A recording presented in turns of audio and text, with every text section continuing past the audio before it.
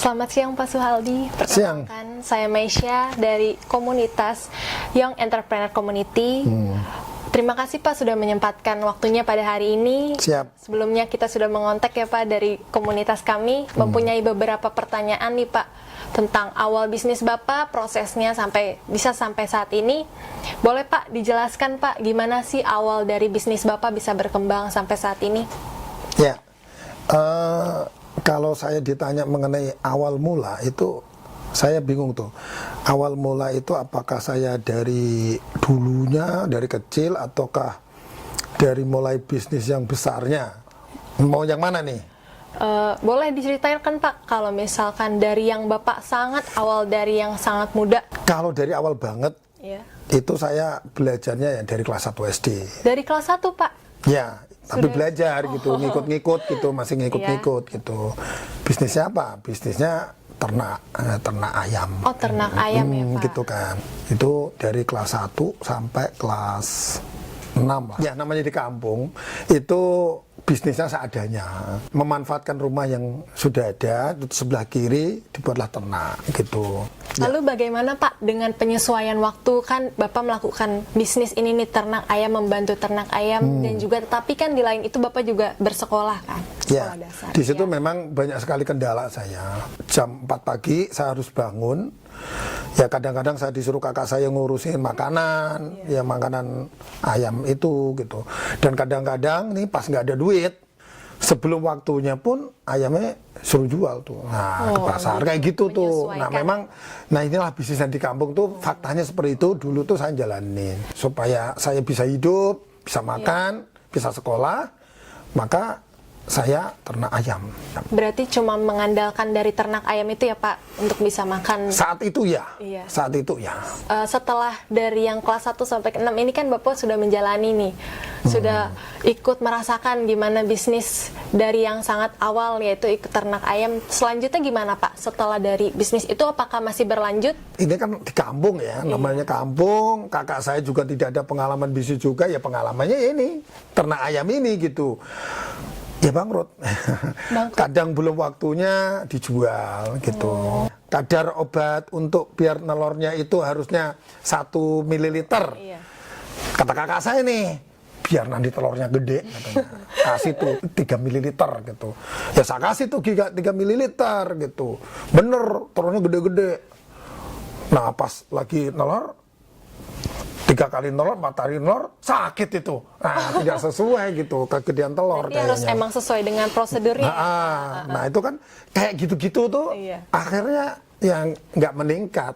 Kelas 6 itu sudah mulai, ternaknya sudah mulai nggak jalan lah, bangkrut lah. Nah, akhirnya nyoba nyari lagi yang lain. Lalu dari bisnis tersebut kan udah bangkrut ya Pak. Terus Bapak memulai usaha lagi atau tetap ikut dengan kakak gitu? Tetap ikut. Jadi waktu kelas 1 SMP ini kakak saya punya ide. Ide dapatnya dari mana? Jadi saya dari Pati. Di kota Pati ini buka satu toko onderdil elektronik gede banget gitu kan, karena baru buka. Kakak saya yakin nih pasti dia butuh pelanggan gitu, samperin nih. Nah kakak saya nyamperin tuh ke bosnya gitu, kok mau nggak kok ini onderdilnya saya buat lebih rame gitu. Saya mau bikin home industry, saya akan rakit ini menjadi tape recorder, sound system dan lain-lain, terus kita jual. Cuman kita mau nego nih.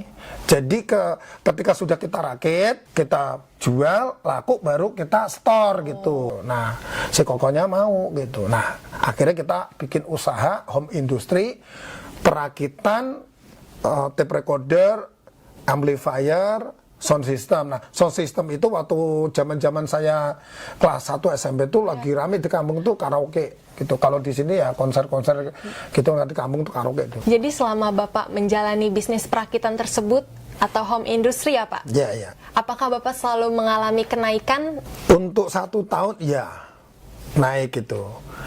Ternyata saya ada kendala lagi. Yang kendalanya berbeda dengan yang ternak gitu. Nah inilah saya ketika kita praktek akan tahu gitu. Kendalanya gini, ketika saya rakit jadi tape recorder, saya rakit jadi amplifier, saya rakit jadi sound system gitu. Nanti 1 bulan, 2 bulan rusak. Nah, kita kan ngasih garansi juga. Nah, banyak sekali yang datang. Jadi akhirnya bukannya untung gitu, karena sering rusak pada komplain. Tapi kita dapat ilmu. Ada satu yang saya pegang, jualan selalu laku. Pokoknya asal jualan laku gitu. Tapi kendalanya bukan di jualannya, kita malah dealnya yang bermasalah gitu. Iya. Lalu gimana cara Bapak untuk menghadapi pelanggan ya Pak? Karena mengeluhkan produk tersebut rusak ya? Dari dulu tuh saya memang pokoknya dalam 3 bulan rusak nggak usah bayar. Saya udah bilang begitu. Ya makanya dia pada mau beli gitu waktu itu awal untuk beli lagi. Tetapi saya dan kakak saya gempor betulin lagi. Nah itu yang akhirnya wah bonjros juga nih saya ini gitu kan. Nah itu akhirnya lama-lama kan harusnya setor, jadi nggak setor. Nah itu ya, akhirnya menutupi ya Pak, menutupi yang akhirnya kokohnya kegagalan. memutuskan udah nggak mau gitu. Jadi ketika bisnis tersebut bangkrut, apa yang Bapak lakukan? Apakah Bapak meneruskan atau mencari bisnis baru lagi? Jadi ketika diputus sama Koko, saya udah runding tuh sama kakak saya, nih mau bisnis apa lagi nih. Yeah. Akhirnya kebetulan juga kan saya lulus SMP, terus saya masuk STM yang jurusan elektronik. Nah di situ saya sambil belajar juga di STM, saya dan kakak saya buka usaha servis. Tujuannya ya sambil belajar sih, sebetulnya belajar usaha, belajar bisnis itu. Sambil saya kan di STM itu ya belajar gitu. Jadi usaha servis Bapak bagaimana Pak, mengalami kenaikan atau malah kebalikan Pak, penurunan? Kalau servis itu kadang-kadang kan nggak nemu nih penyakitnya apa gitu loh. Nah ketika nggak nemu itu customer marah-marah. Terus cara Bapak untuk mengatasi ya istilahnya omongan-omongan orang lah Pak yang menjatuhkan niat kita gimana Pak? Saya tuh gini, kalau memang saya itu benar, ya udah kita omong ke customernya gitu loh, Bu, memang ini yang kita ganti. Kalaupun dia mau ngotot-ngotot ya kita nggak bisa ngapa-ngapa gitu. Kalau servis itu kan yang nangani kan cuman kakak saya dan saya, sedangkan saya juga nunggu dari pulang sekolah kan. Dari sisi kekayaan, kalau boleh dibilang ini nggak kaya-kaya gitu kan, hanya di situ, kecuali saya udah besar yang punya karyawan banyak gitu kan, ini kan kita tangani sendiri. Maka saya bilang ini usaha kita mah nggak bakal meningkat kalau kayak gini, yang ngerjain kita saja bagaimana cara meningkatnya. Begitu, makanya aku bilang ini kalau saya sudah lulus STM, saya mau cari yang lain gitu, masih nyari-nyari sih gitu, itu maksud. Jadi setelah Bapak lulus dari SMK, Bapak berlanjut untuk kuliah atau lanjutkan bisnis? Nah, saya pengennya sih kuliah gitu, cuman kan dari keluarga nggak punya, untuk dana kuliah saya belum ada, maka saya berpikir kerja dulu atau bikin usaha apa gitu kan. Kalau sudah ada dana baru kuliah, itu solusi yang pertama. Solusi kedua juga kerja sambil kuliah. Nah itu yang saya pikir waktu itu. Akhirnya saya putuskan ke Jakarta. Gitu. Ke Jakarta, apakah orang tua dari Bapak mendukung, keluarga kakak mendukung Bapak untuk ke Jakarta?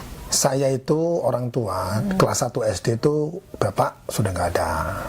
Sehingga waktu lulus STM berarti tinggal ibu. Saya dulu manggilnya emak ya, tinggal emak saya. Emak saya cuma titip pesan, Sol, ntar kalau kamu nyari kerja atau nyari bikin usaha di Jakarta, ingat emak gitu. Karena emak udah nggak ada yang dimintain lagi, mintain duit untuk makan maksudnya. Ya mak, saya bilang gitu. Terus emak juga bilang begini, kamu di Jakarta kerja yang bener gitu kan. Jangan yang aneh-aneh gitu, ingat mak gitu. Oh iya mak gitu. Akhirnya saya berangkatlah ke Jakarta. Tapi modal Bapak untuk pergi ke Jakarta emang sudah disiapkan atau gimana Pak? Agak flashback ya, mundur. Saya dari kelas 1 SD sampai kelas 3 STM, sekolah saya nggak pernah bayar. Mesti dapat ranking, paling nggak ranking 1, ya berprestasi gitu. Dan saya dapat gitu kan. Di samping nggak bayar, saya dapat beasiswa yang lumayan besar sebetulnya. Jadi saya nggak usaha bengkel atau servis pun saya bisa makan dari uang beasiswa. Sebetulnya itu gitu. Nah, maka uang beasiswa saya itu saya kumpulkan. Nah itu yang saya bawa ke Jakarta untuk modal. Apakah saya nyari kerja atau mau bikin usaha di Jakarta? Saya nggak punya saudara di Jakarta. Saya ya udah sendiri. Berarti merantau sendiri ya? Nekat ya, Pak? Nekat sendiri gitu. Ya, akhirnya Pak, saya ke Jakarta itu tahun 96. 96. Saya ke Jakarta 96.